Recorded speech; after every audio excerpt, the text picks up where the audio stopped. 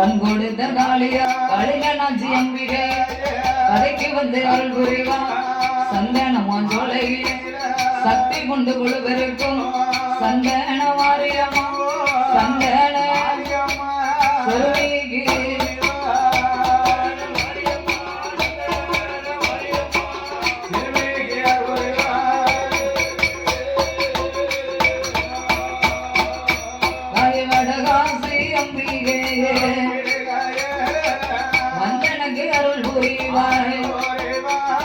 பிரம்மவிடம் பிறந்தவளே பேராண்டீஸ்வரியே பேச்சு பரமராஜுதையா இந்த முத்திரைக்கு வரமருள்வார் அந்த பேச்சு பெற்ற திருமகளா பேரு பெற்ற மாயா மணிவிளக்கு பிறந்தவள் மாயாண்டி சுடலாய் மதலைக்கு நீ அருள் புரிவா ஒத்தப்பான சுடலாயா ஒத்தப்பான சுடலாயா ஒரு மணவாதியிலே அருள் புரிவா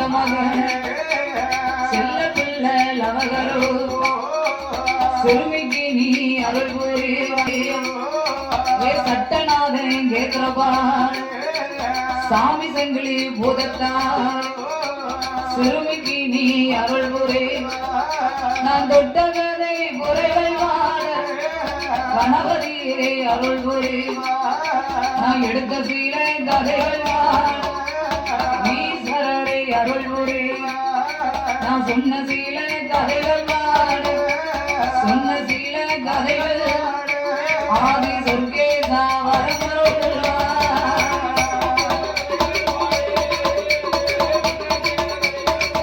நாகலோக வட்டாரி கனகதுர்க்கை எல்லாத்துக்கும் இளைய சக்தி சக்தி கொண்ட வடகாசி அட்டகாளி 8 பேரோ நாகலோக பட்டணத்தில் நாகலோக பட்டணத்தில் வந்து அவதாரம் செய்தார்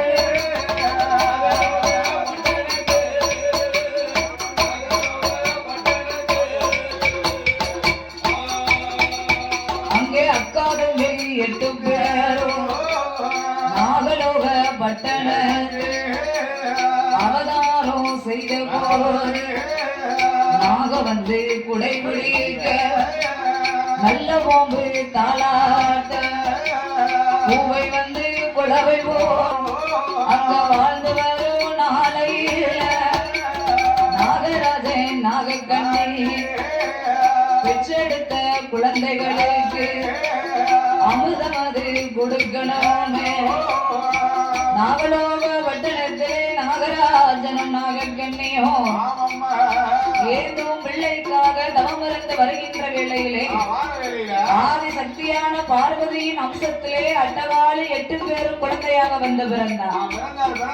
அவர்கள் தவம் இருந்ததோ ஒரே ஒரு குழந்தைக்குத்தான். ஆனா ஆதி சக்தியாகப்பட்ட பார்வதா தேவி அவளுடைய சொர்க்கத்திலே தங்கைமார் 8 பேரையுமே குழந்தையாக கொடுத்தார். என் தாயான சந்தன மாரியம்மா வடகாசி அம்மா முப்படாதி முத்தாரம்மா காந்தாரி கனகதுர்க்கை இப்படி அட்டகாளி 8 பேரும் அவதாரம் செய்த போது நாகராஜன் நாகக்கண்ணிக்கு உடம்பெல்லாம் பாம்பு ரூபம் பாருங்க, தலை மட்டும் மனித ரூபம். ஆனா குழந்தைகள் எப்படி இருக்காங்க? ஆதி சக்தி என்ன அம்சத்துல இருப்பாளோ அதே போன்று செத்த சிவப்பழகி செந்தூர பொட்டழகி அந்த 8 பேரும் அழகிலே சிறந்தவள் அம்சத்திலே உயர்ந்தவளாக இருக்கின்றார். அப்ப பார்த்தார் நாகராஜனும் நாகக்கண்ணியும் நாமளுடைய குழந்தைகள் நம்மள மாதிரி கிடையாது. ஆதி சக்தியின் அம்சத்திலே வந்து பிறந்திருக்கு. அந்த குழந்தைகளுக்கு அமிர்தம் கொடுக்க வேண்டுமே ஆனால் தன்னுடைய வாயால் அமிர்தத்தை ஊட்டி வளர்த்து வந்தோமானால் நாமளுடைய நஞ்சு விஷமானது குழந்தைகளுக்கு போய் சேர்ந்துவிடும். நாமல் 2 பேர்களும் பிரிந்திருந்த களைப்புகள் தீர்ப்பதற்காக நாமல் இருவேரும் சொக்கட்டங்கால் மண்டபத்திலே சோவிகள் விளையாட வேண்டும் என்று பார்வதியும் சொன்னபோது ஆண்டவன் தான் பகவான் அப்படியே ஆட்டும் என்று அங்கே ஆதிவெள்ளி கையில சொக்கட்டங்கால் மண்டபத்தில் அங்க சொக்கேனோ பார்வதியோ சொக்கரும் பார்வதியோ அங்க சோவி விளையாடுவார்.